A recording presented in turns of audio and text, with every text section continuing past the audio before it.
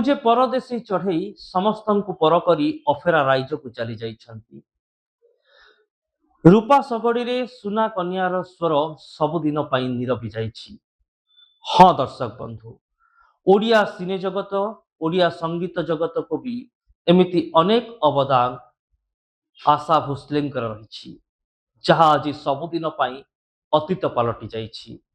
92 ବର୍ଷ ବୟସରେ ଆଶା ଭୋସଲେଙ୍କର ଦେହାନ୍ତ ଭାରତୀୟ ସଙ୍ଗୀତ ଜଗତରେ ଏକ ଏଭଳି କ୍ଷତି ସୃଷ୍ଟି କରିଛି ଯାହାକୁ ଭରଣା କରିବା ସହଜ ନୁହେଁ। ହେଲେ ଦର୍ଶକ ବନ୍ଧୁ, ଆପଣ ଜାଣନ୍ତି କି ଆଶା ଭୋସଲେଙ୍କର ଏହି 92 ବର୍ଷର ଜୀବନ କାଳ କେମିତି ଥିଲା? ସଫଳତାର ଶୀର୍ଷରେ ପହଞ୍ଚି ନିଜର ଲିଗାସି ତିଆରି କରିଥିବା ଆଶା ଭୋସଲେଙ୍କୁ କେତେ ସଂଘର୍ଷ କରିବାକୁ ପଡ଼ିଥିଲା। ଏଭଳି ଅନେକ ଘଟଣା ଆଶାଙ୍କ ଜୀବନରେ ଘଟିଥିଲା ଯାହା ତାଙ୍କୁ ଦୋଛକିରେ ପକାଇଥିଲା, କିନ୍ତୁ ହାର ମାନିନଥିଲେ ଆଶା ଭୋସଲେ। ନମସ୍କାର, ନ୍ୟୁଜ ରୁମକୁ ସ୍ୱାଗତ କରୁଛି ମୁଁ ଅଭିନ୍ନ ଆଶୁତୋଷ। ଆଶା ଭୋସଲେଙ୍କର ଜୀବନ କାହାଣୀ ଦର୍ଶକ ବନ୍ଧୁ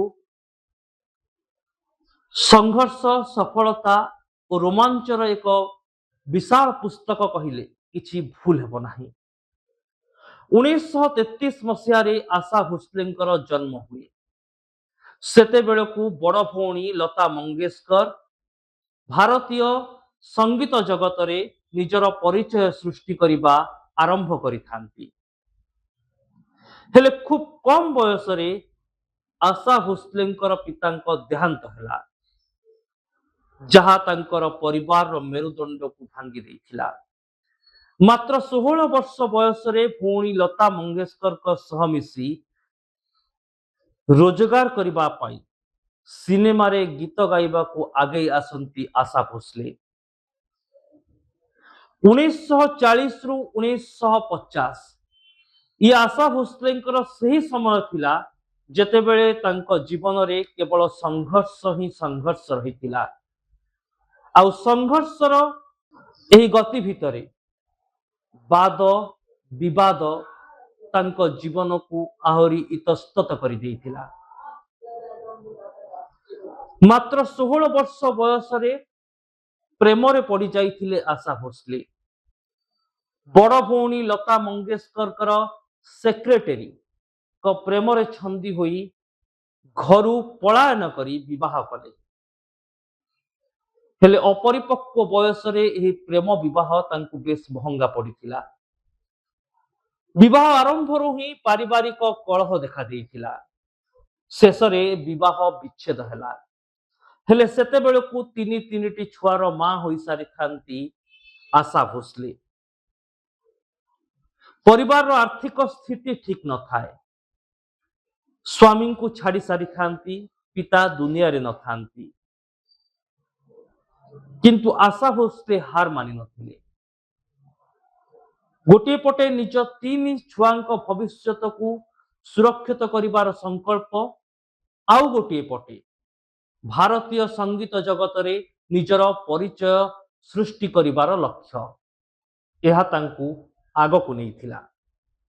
1960ରୁ 1970 ଦଶକ ଯେତେବେଳେ ଆଶା ଭୋସଲେଙ୍କର ସଂଘର୍ଷର କାହାଣୀ ଧୀରେ ଧୀରେ ସଫଳତାର ରୂପ ନେବା ଆରମ୍ଭ କରିଥିଲା।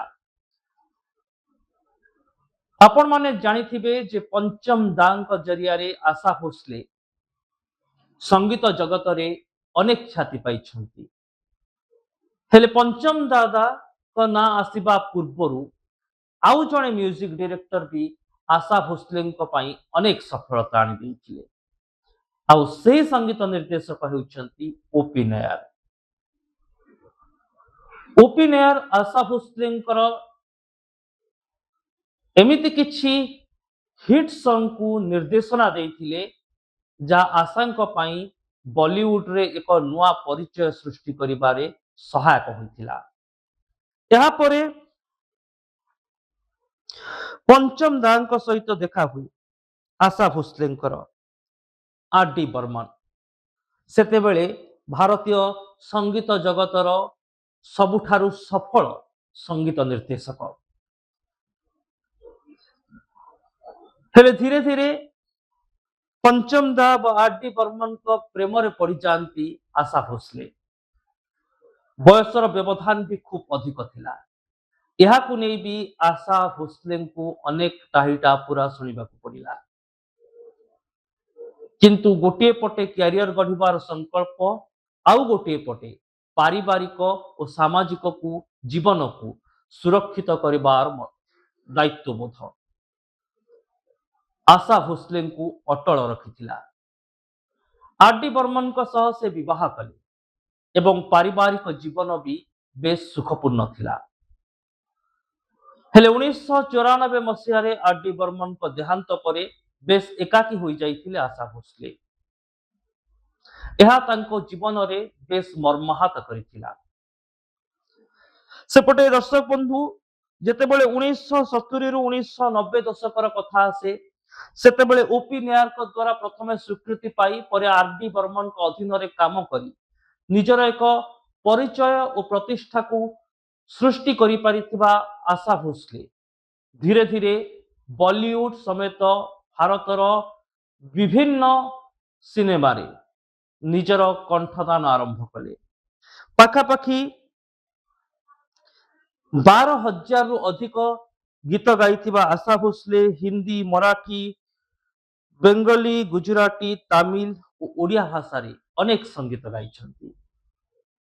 जहाँ मु रिपोर्ट आरंभ रो भी कहली मु परदेशी चढ़ई, मुझे पागल भंवर, रूपा सगड़े रे सुना कन्या एमिति अनेक ओडिया हिट सॉन्ग हेउछि आशा भोसलेंकर गोटे गोटे अवतार।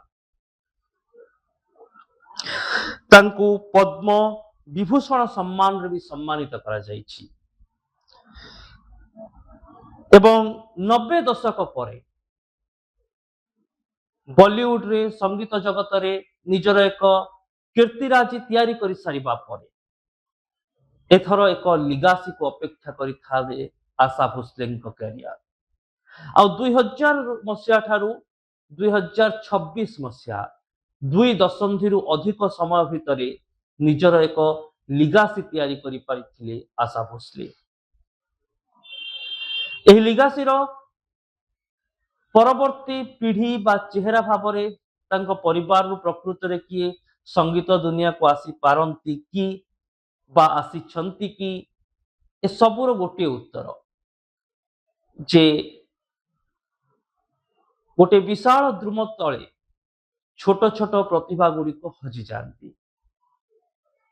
ठीक सेमिति आशा भोसलेंकर सफलतार कहानी एते शीर्ष रे पहुंची जे तांको पाखापाखि आउ किए सिंगर आसीबे बा आसी पारंती यार चर्चा करिबा यार संभावना देखिबा बा यार आकलन करिबा गोटे धर्तव्य अपराध हो पारे।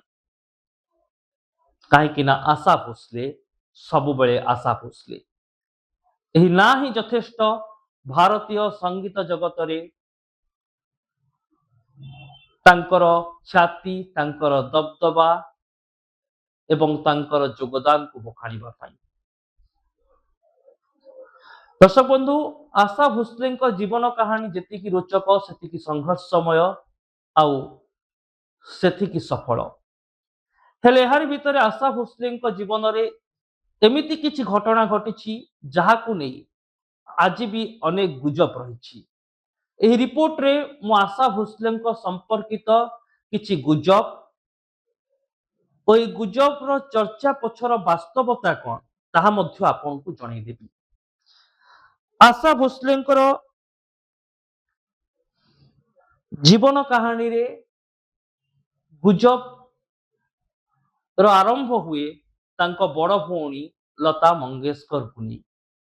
कहीं आशा भोसले जेतेबेले जन्मग्रहण करथिले सेतेबेले तांको भौणी लता मंगेशकर धीरे धीरे निजर परिचय सृष्टि करने आरंभ करथिले। एणु साधारण गोटे धारणा हुए जे लता मंगेशकर का छाई भावे आशा भोसले को सफलता मिली किंतु तार उत्तर हेउछि ना। आशा भोसले निजर परिश्रम निजर दक्षता बल ଏହି ସଫଳତା ପାଇଛନ୍ତି। ଦ୍ୱିତୀୟ ଗୁଜବ ଆସେ ଯେ ଆଶା ଭୋସଲେ କେବଳ ବୋଲ୍ଡ ସଙ୍ଗ ଗାଇଛନ୍ତି। ଏହା ବି ଭୁଲ। ଆଶା ଭୋସଲେ କ୍ଲାସିକାଲ, ଗଜଲ, ଭଜନ, ରୋମାଣ୍ଟିକ ଏବଂ ପପ୍ ମ୍ୟୁଜିକରେ ବି ନିଜର ଯୋଗଦାନ ଦେଇଛନ୍ତି। ଆଉ କିଛି ଚର୍ଚ୍ଚା କରନ୍ତି ଯେ ଆଶା ଭୋସଲେ ଖୁବ କମ ସମୟ ଭିତରେ ସଫଳତା ପାଇଗଲେ ଆଉ ତାଙ୍କର ପାରିବାରିକ ବ୍ୟାକଗ୍ରାଉଣ୍ଡ ଏଥିପାଇଁ ତାଙ୍କୁ ସହାୟକ ହେଲା। ତାହା ମଧ୍ୟ ଭୁଲ। କାହିଁକି ନା କମ ବୟସରେ ପିତାଙ୍କୁ ହରାଇଥିଲେ। 16 ବର୍ଷ ବୟସରେ ପ୍ରଥମ ବିବାହ ଭାଙ୍ଗି ଯାଇଥିଲା। ଏଣୁ ଏଭଳି ଏକ ମାନସିକ ସ୍ଥିତି ଭିତରେ କେମିତି ଯେ ସଂଘର୍ଷ କରିଥିବେ ଆଶା ଭୋସଲେ ଥରେ ଆପଣ ଚିନ୍ତା କରନ୍ତୁ। ପ୍ରଥମେ ନିଜର 3 ଛୁଆଙ୍କୁ ପାଳିବା ପାଇଁ ସଂଘର୍ଷ, ଆଉ ସେତେବେଳେ ଜଣେ ସିଙ୍ଗଲ ମଦରକୁ କ୍ୟାରିୟର ଗଢିବାର ଚ୍ୟାଲେଞ୍ଜ। ଏହି ଦୁଇଟି ନୌକାରେ ପାଦ ଦେଇ ନିଜର ଓ ପରିବାର ଲୋକଙ୍କର ଭବିଷ୍ୟତ ଗଢିଥିଲେ ଆଶା ଭୋସଲେ। ଏଣୁ ଯଦି କେହି କହୁଛନ୍ତି ଯେ ଖୁବ କମ ପରିଶ୍ରମରେ ଆଶା ଭୋସଲେ ସଫଳତା ପାଇଛନ୍ତି, ଏହା କେବେ ବି ଠିକ ନୁହଁ। 1940 ରୁ 1950 ଦଶକ ତ କେବଳ ତାଙ୍କର ସଂଘର୍ଷ ଓ ବିଫଳତାକୁ ହିଁ ଦେଖିଛି କହିଲେ କିଛି ଭୁଲ ହେବ ନାହିଁ। ଆଉ ଗୋଟିଏ ଗୁଜବ ହେଲା ଯେ ଆଶା ଭୋସଲେ କେବଳ ହିନ୍ଦୀ ଗୀତରେ ହିଁ ନିଜର କଣ୍ଠଦାନ କରିଛନ୍ତି। ତାହା ବି ଭୁଲ। ମୁଁ ଆପଣଙ୍କୁ କହୁଥିଲି ଓଡ଼ିଆ ସଙ୍ଗୀତ ଜଗତ ପ୍ରତି ତାଙ୍କର ଅବଦାନ କଣ। କେବଳ ଓଡ଼ିଆ ନୁହେଁ, ଗୁଜରାତି, ତାମିଲ, ଇଂରାଜୀ, ମରାଠୀ ଓ ବେଙ୍ଗଳୀ ତଥା ରୁଷିଆନ ଲାଙ୍ଗୁଏଜରେ ବି ସେ କଣ୍ଠଦାନ କରିଛନ୍ତି। ସାଧାରଣରେ ଗୋଟିଏ ଧାରଣା ହୁଏ ଯେ ଆର୍.ଡି.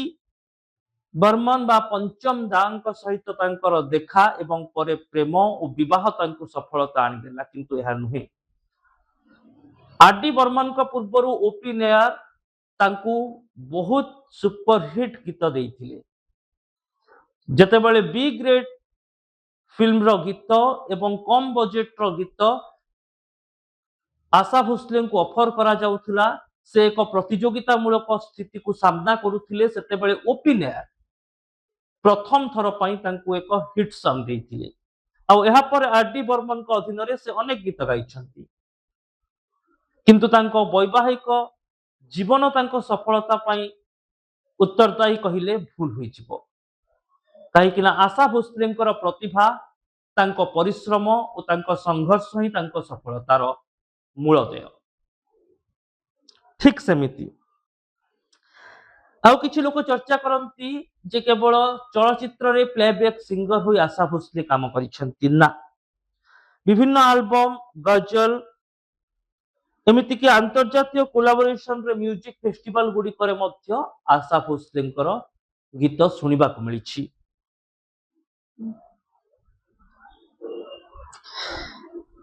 ଏହାରି ଭିତରେ ତାଙ୍କ ସବୁଠାରୁ ହିଟ୍ ଗୀତ ଯଦି ଆମେ କହିବା, ଦମ ମାରୋ ଦମ, ଆଜି ବି ଦଶନ୍ଧି ଦଶନ୍ଧି ଧରି ସାଧାରଣ ଲୋକଙ୍କୁ ଆକୃଷ୍ଟ କରିପାରୁଛି।